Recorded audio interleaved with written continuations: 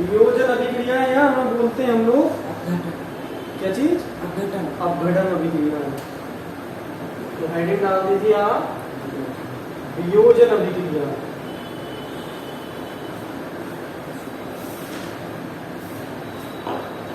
तो दूसरा नाम क्या है, अपघटन अभिक्रिया है। इनके बारे में हमने थोड़ा सा बताया था आपको हल्का से।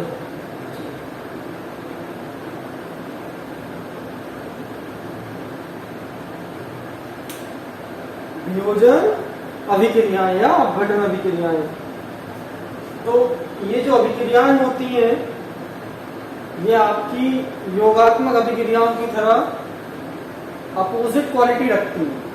जैसे कि आपने पढ़ा है योगात्मक अभिक्रियाएं क्या होती हैं, दो पदार्थ मिलकर के या दो से ज्यादा पदार्थ मिलकर के एक पदार्थ बनाते हैं।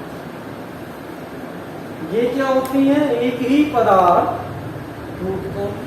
टूट जाएगा या उसे तोड़ने के लिए प्रोसेस किया जाएगा। टूटने के बाद वो या तो दो हो जाएगा या दो से अधिक भागों में बंट जाएगा।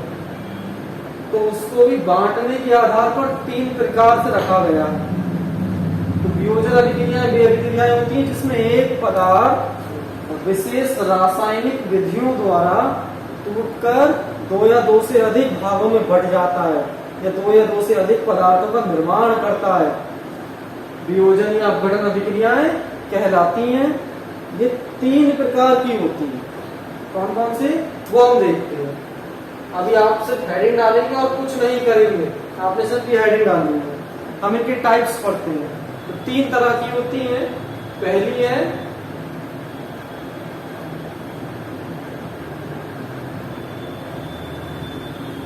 विद्युत वियोजन। ये होता है द्या, धा नहीं लिखा है, द्या लिखा है। ये आता कैसे है, ये आता है आधा दा और ये होता है या। आधा दा और या मिलाकर आता है। इन दोनों को लिखने का स्टाइल होता है, वो स्टाइल होता है ये आधा दा है, इसी में या जोड़ दिया गया तो ये बन गया। आधे दा में ही या जोड़ देते हैं तो ये बन जाता है। सही है। तो हम विद्या यानी कि इस वाले द्या की बात कर रहे हैं। तो विद्युत वियोजन या दूसरा नाम क्या हो जाएगा, अपघटन। विद्युत वियोजन या अपघटन वे अभिक्रियाएं जिनमें करंट देना पड़ता है। यानी कुछ ऐसे पदार्थ होते हैं जिन्हें तोड़ने के लिए हमें करंट देना पड़ेगा। करंट मतलब विद्युत। तो विद्युत प्रवाह जब करना पड़ता है तो ऐसी अभिक्रियाओं में विद्युत वियोजन अभिक्रियाएं आती हैं। बहुत सारी होती हैं। तो एग्जाम्पल के रूप में आपको ऐसे याद रखना है कि वे अभिक्रियाएं जिनमें किसी एक पदार्थ को करंट द्वारा यानी कि विद्युत द्वारा तोड़ा जाता है या दो से अधिक भागों में विभाजित किया जाता है, विद्युत वियोजन अभिक्रियाएं कहलाती हैं। फिर दूसरा इसका पार्ट आएगा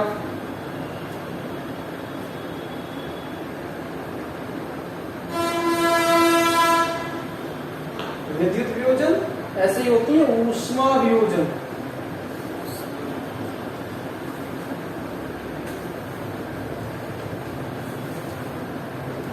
ऊष्मा वियोजन या ऊष्मा अपघटन अभिक्रिया है।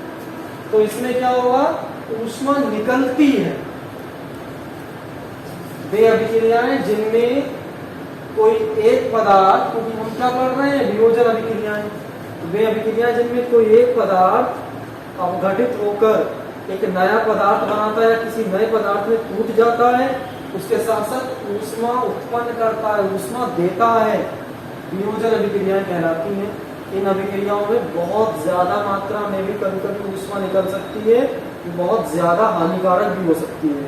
तो वियोजन अभिक्रियाओं का एक और नाम है ऊष्मा वियोजन अभिक्रियाएं, या इन्हें एक और नाम है इनका ऊष्मा अपघटन अभिक्रियाएं, और एक तीसरा नाम भी है इनका ऊष्मा क्षेपी अभिक्रिया। क्या नाम है, ऊष्मा क्षेपी अभिक्रिया।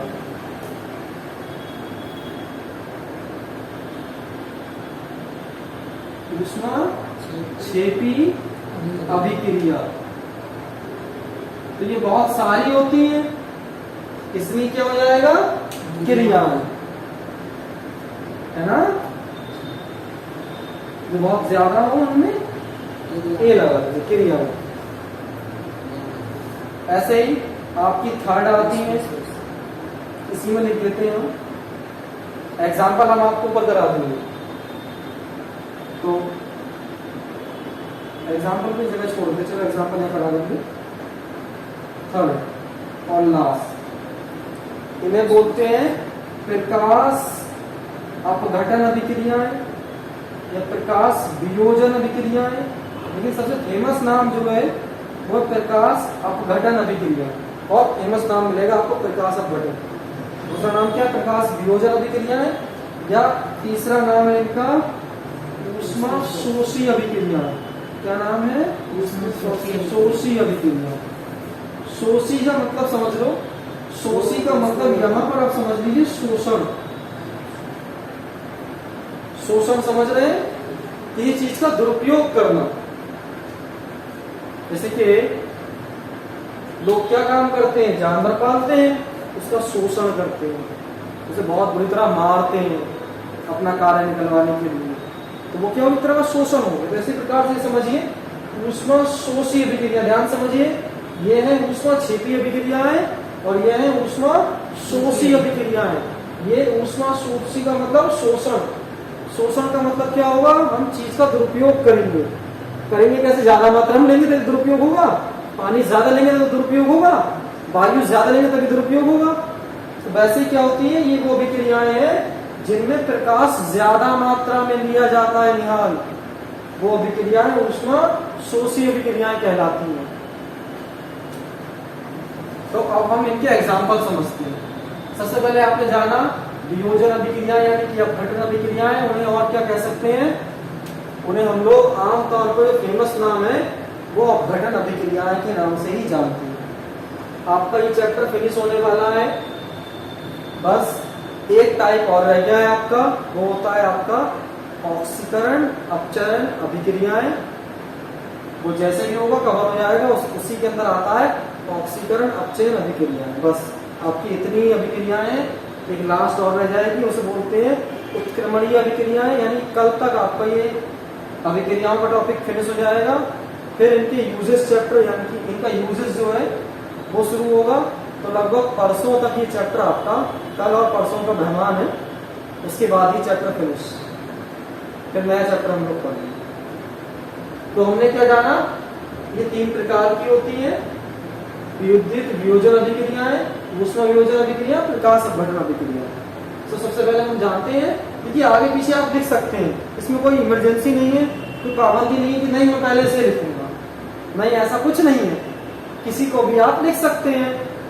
आप जैसे याद करें, हम बात करते हैं विद्युत वियोजन अभिक्रियाएं, तो वे अभिक्रियाएं जिनमें करंट की आवश्यकता होती है। जैसे कि मैं आपको एग्जाम्पल दूं, ये है जल, H2O जल है। अब इस पर, ये जल का एक अणु है, मैं इस पर क्या कर रहा हूं, विद्युत वियोजन कर रहा हूं, विद्युत वियोजन।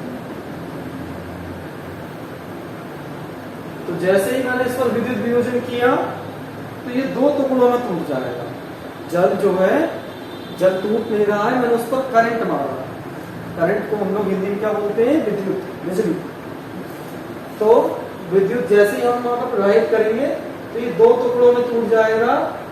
एक हो जाएगा हाइड्रोजन और दूसरा हो जाएगा ऑक्सीजन, 2 हिस्सों में टूट जाएगा। हाइड्रोजन अलग निकल जाएगा, ऑक्सीजन अलग निकल जाएगा। तो ध्यान समझिए, वे अभिक्रियाएं जिनमें एक पदार्थ टूटकर, विशेष रासायनिक विधियों द्वारा टूटकर 2 या 2 से अधिक भागों में बट जाता है, अपघटन अभिक्रियाएं कहलाती हैं। ये 3 प्रकार की होती हैं। पहली विद्युत वियोजन अभिक्रियाएं, ये क्या होती हैं, वे अभिक्रियाएं जिनमें एक पदार्थ विद्युत वियोजन द्वारा या विद्युत प्रवाह द्वारा, दूसरा इसकी जगह आप क्या ले सकते हैं, दूसरा आप लिखेंगे विद्युत प्रवाह। ध्यान समझिए, विद्युत वियोजन शब्द भी लिख सकते हैं और विद्युत प्रवाह भी लिख सकते हैं, लेकिन ज्यादा प्रमाणित क्या है? विद्युत प्रवाह। इससे क्या मालूम चलेगा? हमने करंट भेजा। आप इसकी जगह पर इंग्लिश का शब्द लिख सकते थे ऐसे करके, ये करंट प्रवाह।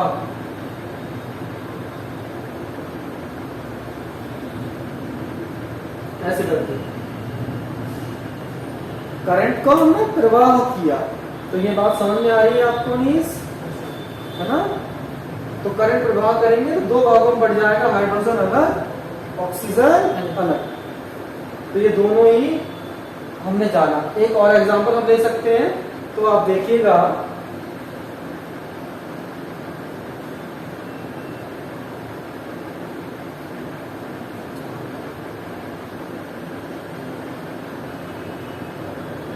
AgCl2 लेता हूं, सिल्वर क्लोराइड। नहीं, इसे रहने देते हैं। इसका एग्जांपल हम लोग यहां लेंगे और ले लीजिए।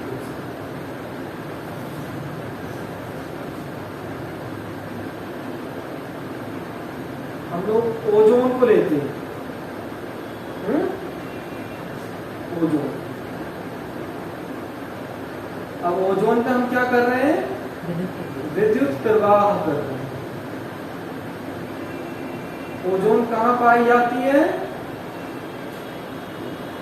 हमारे पृथ्वी के ओजोन मंडल में।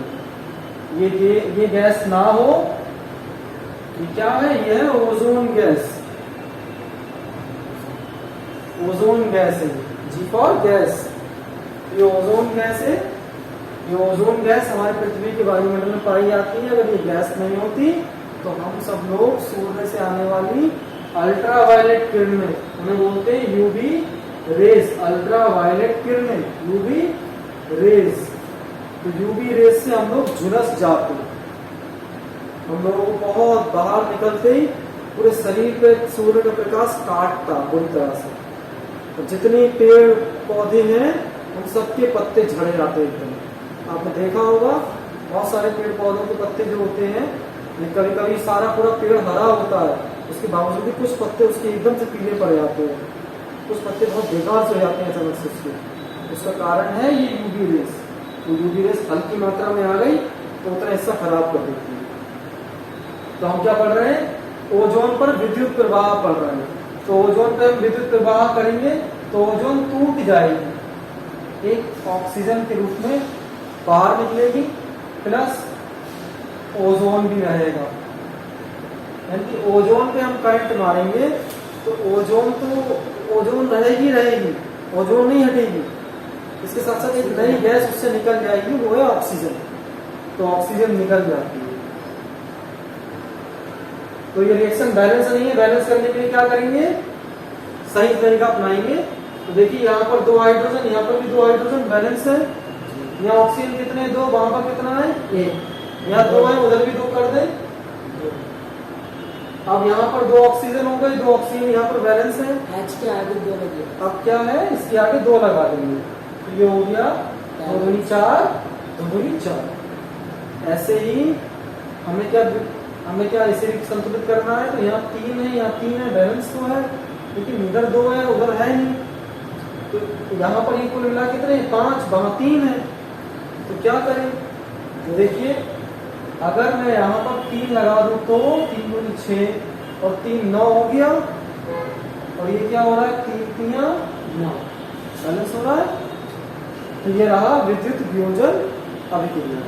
अब हम बात करते हैं ऊष्मा वियोजन अभिक्रियाओं की। तो इसमें क्या होगा? उसमें हमने करंट दिया था। ये क्या है? ऊष्मा को देती नहीं, ये ऊष्मा उत्पन्न करती है, लेती नहीं है। ये करंट ले रही थी, दे नहीं रही थी हमें। ये क्या देंगी? हमें एनर्जी देंगी। तो एग्जांपल हम देते हैं। आपने कभी देखा होगा घरों में अपने, चूना होता है, सूखा चूना, उसको डाल दिया जाता है तो वो पानी में उबाल मारता है। उबाल नहीं मार रहा होता है, सूखा होता है, तो पानी में वो पानी को ग्रहण कर रहा होता है, इसलिए अपने अंदर से गैस छोड़ता है। उसमें से गैस जब निकलती है तो वो गैस बाहर निकल रही होती है, गैस गर्म होती है, इस कारण ऐसा लगता है पानी उबल रहा है। उसमें हाथ डालो तो हाथ भी जल जाता है, इतना गर्म होती है। कभी आपने चूल्हे के पानी में हाथ डाला है? गर्म गर्म गाना नहीं है, कभी करके देखना। तो अब हम उसी का एग्जाम्पल देखते हैं, ऊष्मा वियोजन अभिक्रिया या ऊष्मा क्षेपीय अभिक्रिया। तो देखिए ये होता है बोझा, बिना बोझा चूना, CaO, इसको बोलते हैं बिना बोझा चूना। क्या कहते हैं? बिना बुझा चूना। बिना बोझा चूना।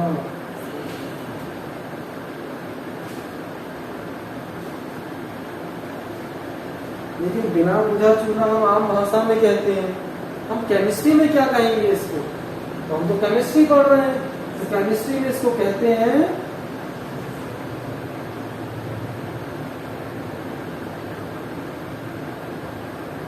Calcium oxide. क्या कहेंगे? Calcium oxide. तो ये कैल्शियम ऑक्साइड को हम लोग आम भाषा में कहते हैं बिना बोझा चूना। यही बिना बोझा चूना जो होता है, इसको हम किस में डाल रहे हैं?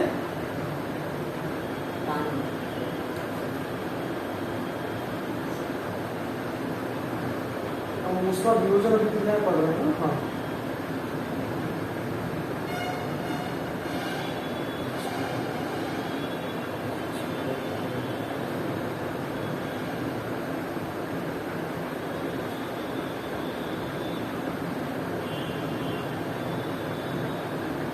हम जल में डाल रहे हैं। जल हमने ऊपर लिख दिया, या जल हिंदी में लिख दो या फॉर्मूला लिख दो इसका।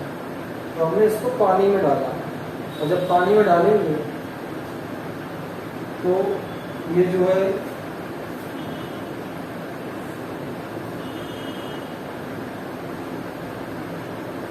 CaOH का होल ट्वाइस बनाएगा, CaOH का होल ट्वाइस बनाएगा, इधर से आगे घूमकर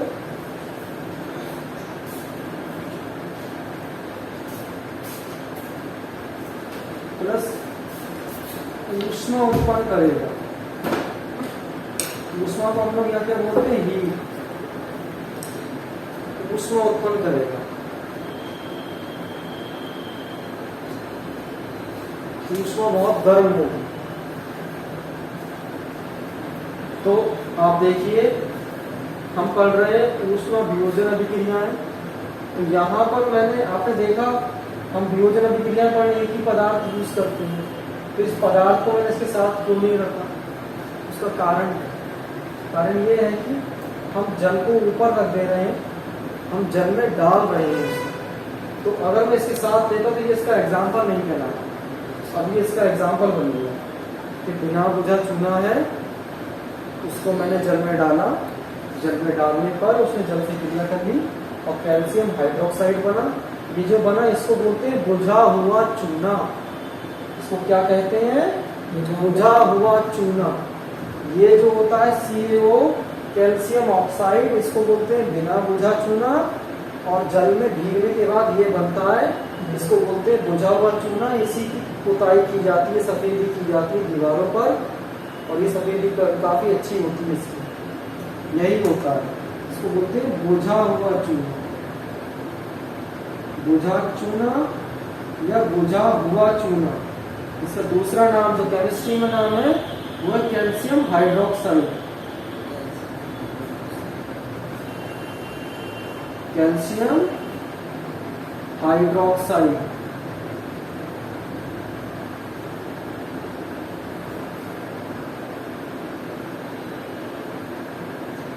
कैल्शियम हाइड्रोक्साइड। तो आपने जाना ऊष्मा वियोजन अभिक्रियाएं क्या होती हैं? वे अभिक्रियाएं जिनमें पदार्थ एक ऊष्मा अत्यधिक मात्रा में उत्पन्न करता है और एक नया पदार्थ बनाता है, उसे क्या बोलेंगे हम लोग? ऊष्मीय वियोजन अभिक्रिया या अपघटन अभिक्रिया। अब उसके बाद अगर हम बात करें तो अगला आएगा प्रकाश अपघटन अभिक्रिया या ऊष्मा क्षेपीय अभिक्रिया। एक बात ऊष्मा शोषी अभिक्रिया, एक बात इसी तरह समझनी है, जिनमें ऊष्मा उत्पन्न होती है उन्हें बोला गया ऊष्मा क्षेपीय अभिक्रिया। ये ऊष्मा क्षेपीय अभिक्रिया है जिनमें ऊष्मा देनी पड़ती है उन्हें बोलते हैं ऊष्मा शोषित के लिए। जैसे कि यह सिल्वर क्लोराइड,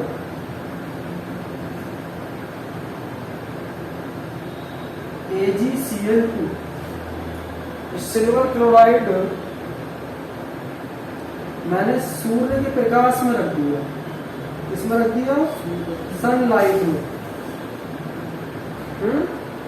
अब सनलाइट में जैसे ही मैं इसे रखूंगा तो सनलाइट में ये जाने पर दो हिस्सों में टूट जाएगा, इसका कलर चेंज हो जाएगा। ये जो सिल्वर क्लोराइड है ये व्हाइट कलर का होता है,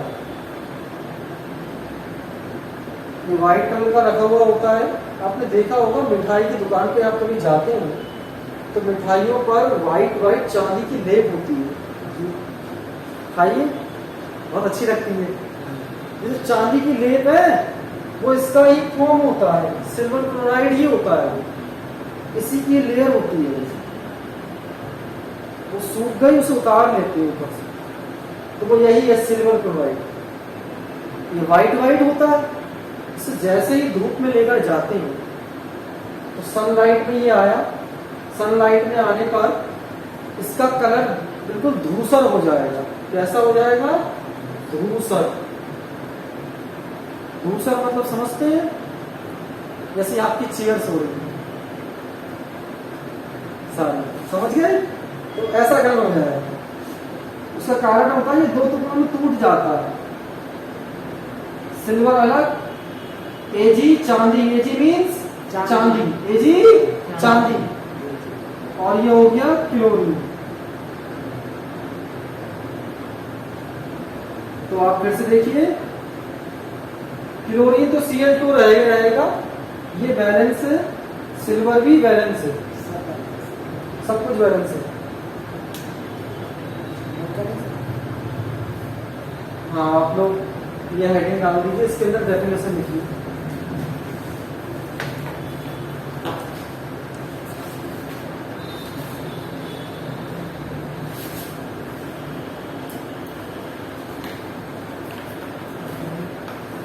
ये वाली हेडिंग डाल दीजिए, लिखिए इन्वर्टेड कॉमा लगा के लिखिएगा। वे अभिक्रियाएं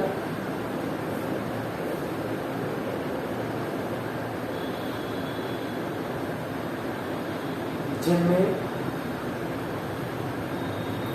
एक पदार्थ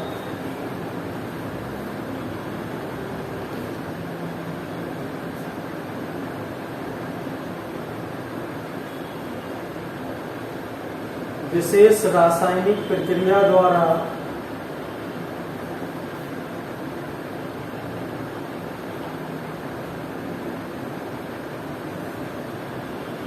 अथवा स्वतः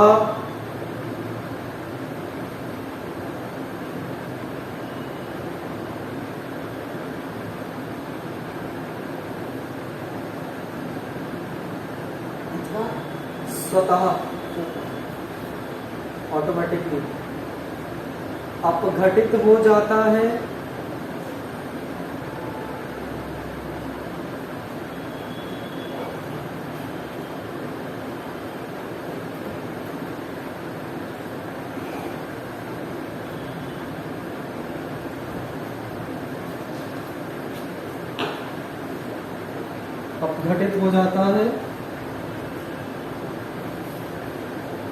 वियोजन अथवा अपघटन अभिक्रियाएं कहलाती हैं।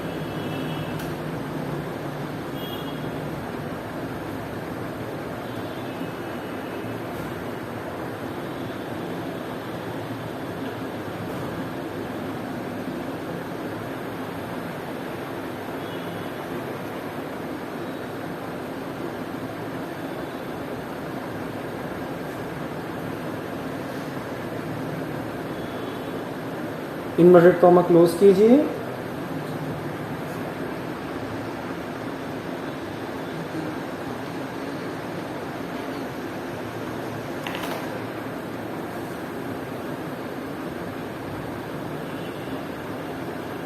ये 3 प्रकार की होती हैं।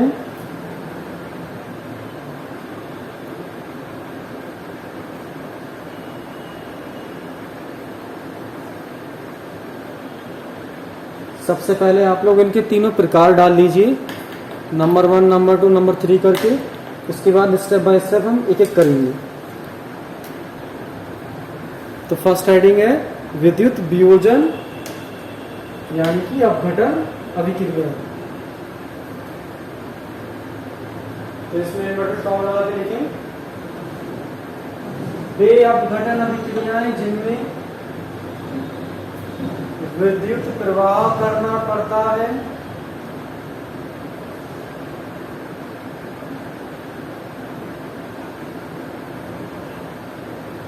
विद्युत अपघटन अभिक्रियाएं कहलाती हैं। क्या बोला? वे अभिक्रियाएं जिनमें विद्युत प्रवाह करना पड़ता है विद्युत अपघटन अभिक्रियाएं कहलाती हैं।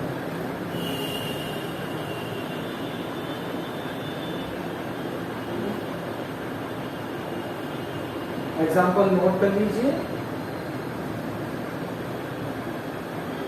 ये रहा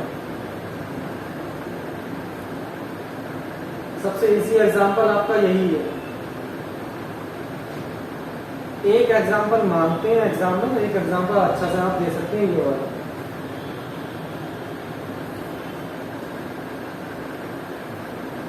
पहला एग्जाम्पल नोट करो यहाँ,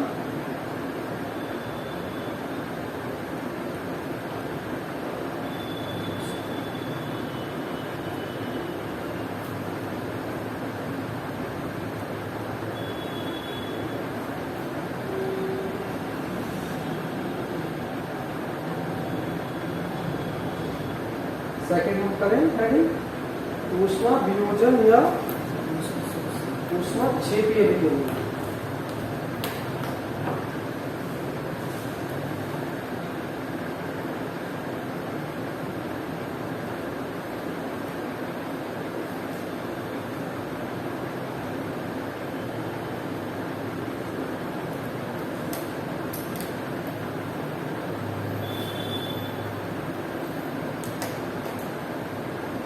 तो इसमें लिखिए वे अभिक्रियाएं जिनमें ऊष्मा उत्पन्न होती है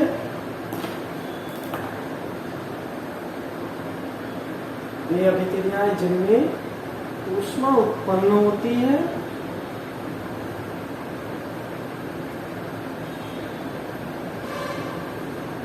ऊष्मा क्षेपीय अभिक्रियाएं कहलाती हैं।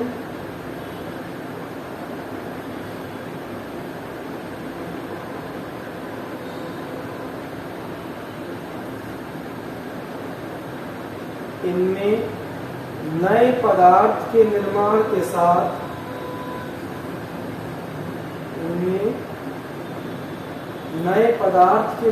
के साथ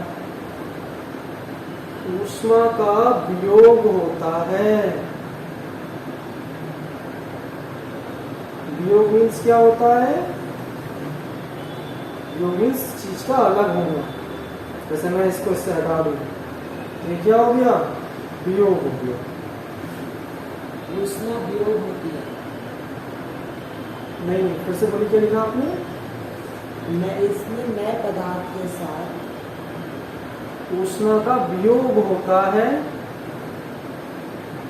जिस कारण ये अभिक्रियाएं वियोजन अभिक्रियाएं भी कहलाती हैं।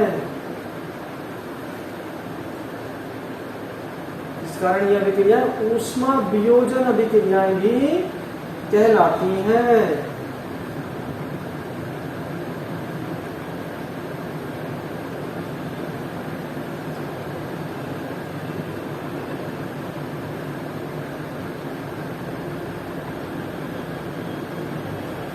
एग्जाम्पल नोट कीजिए,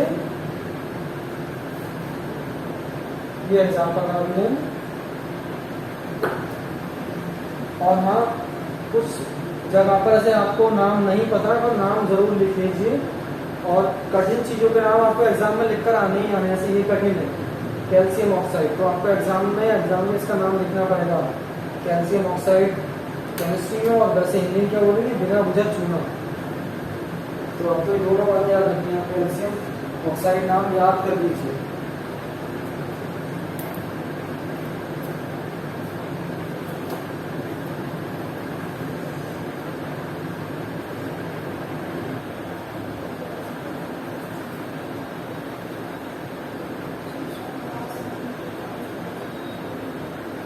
नेक्स्ट हेडिंग करें।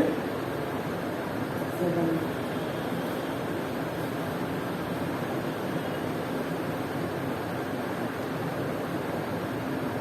नेक्स्ट हेडिंग क्या है? प्रकाश अपघटन अभिक्रियाएं।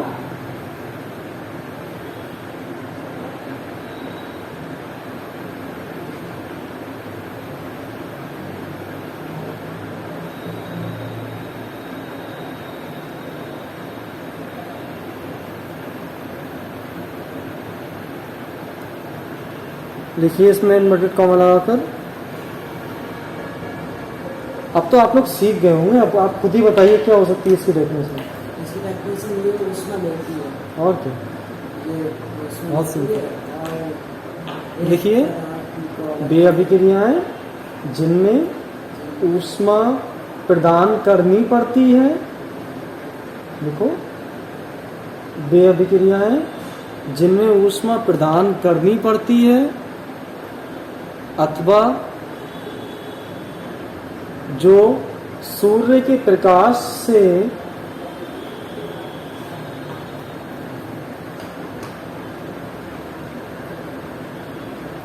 प्रभावित हो जाती हैं, प्रकाश अपघटन अभिक्रियाएं कहलाती हैं।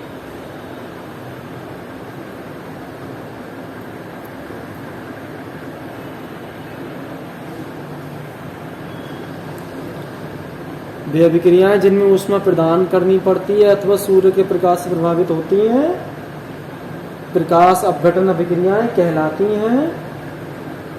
इनमें पदार्थ सूर्य के प्रकाश के कारण कभी कभी अपना कलर भी चेंज कर देते हैं।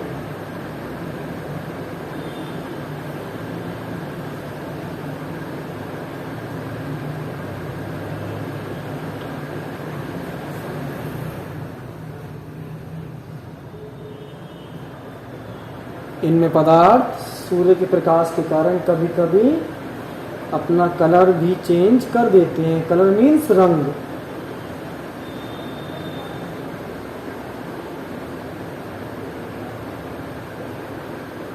अब आप लोग रिएक्शन नोट कर लीजिए,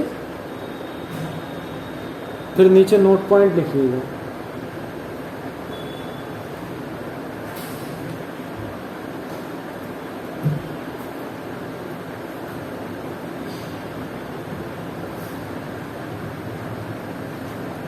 ये हो गया। अब आपको नोट पॉइंट लिखना। नोट पॉइंट में कुछ बातें हैं जो आप ध्यान समझ लीजिए, फिर आप लिखिएगा।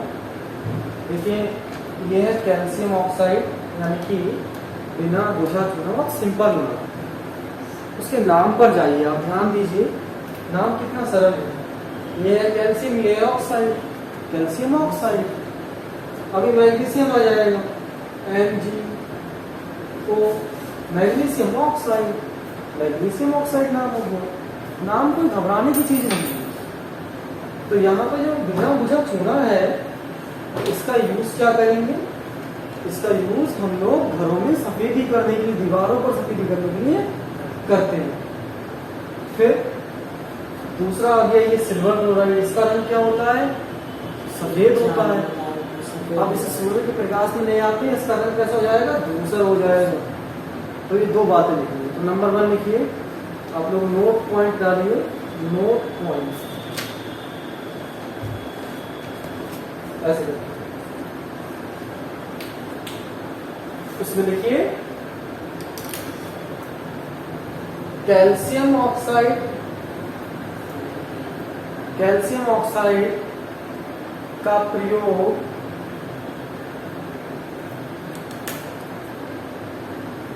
घरों की सफेदी करने हेतु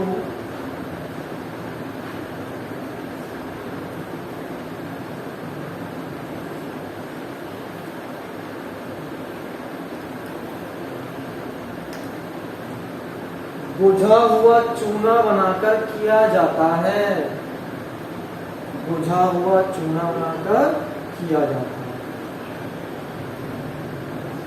तो आप लोग मुझे बताइए, कैल्शियम ऑक्साइड क्या बुझा हुआ है या बिना बुझा है? बिना बुझा। इसे बुझा हुआ बनाया जाएगा ना, पानी में डालकर। हाँ, भुजा हुआ चूना बनाकर किया जाता है, जिसे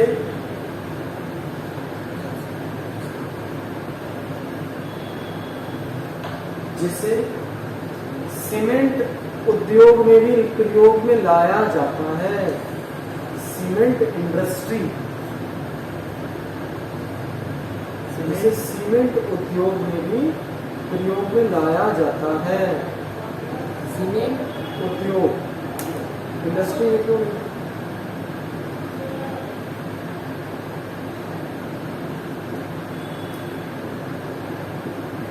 इसका असर दीवारों पर सफेदी करने के 2 से 3 दिन बाद नजर आता है। यह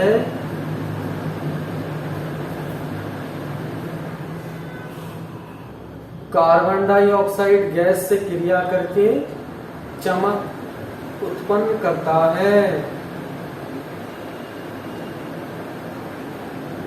यह CO2 गैस से क्रिया करके चमक उत्पन्न करता है। CO2 means carbon dioxide gas.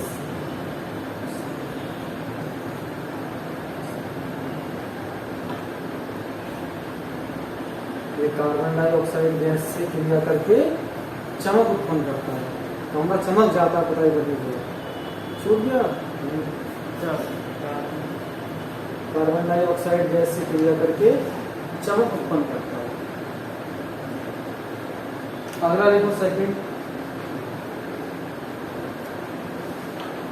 इसका नाम जरूर लिख लीजिएगा, सिल्वर क्लोराइड। क्या है ये?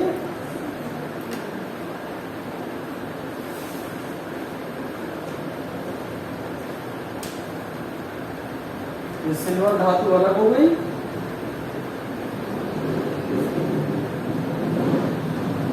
क्लोरीन उठाएंगे। नाम भी लिखने पड़ते हैं एग्जाम में, आपको याद रखिएगा, नाम सब पता होना चाहिए। पूरे चैप्टर्स या पूरी केमिस्ट्री में यही है, अब से यही पढ़ना, नाम तो ऐसे याद हो जाएंगे आपको, याद पड़ेगा। तो हाँ, सिल्वर क्लोराइड देखिए, सिल्वर क्लोराइड सफेद रंग का होता है, जो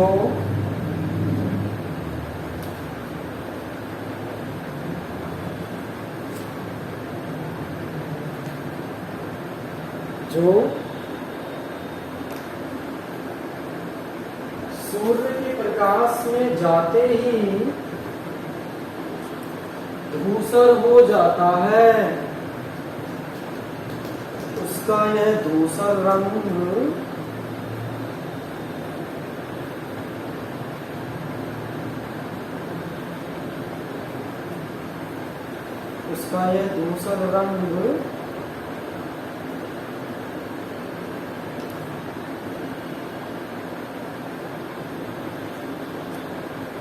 सिल्वर धातु और क्लोरीन के अलग हो जाने के कारण होता है।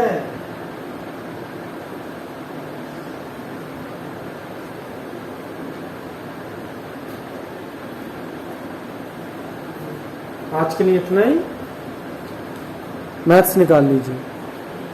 क्लोरीन के कारण होता है।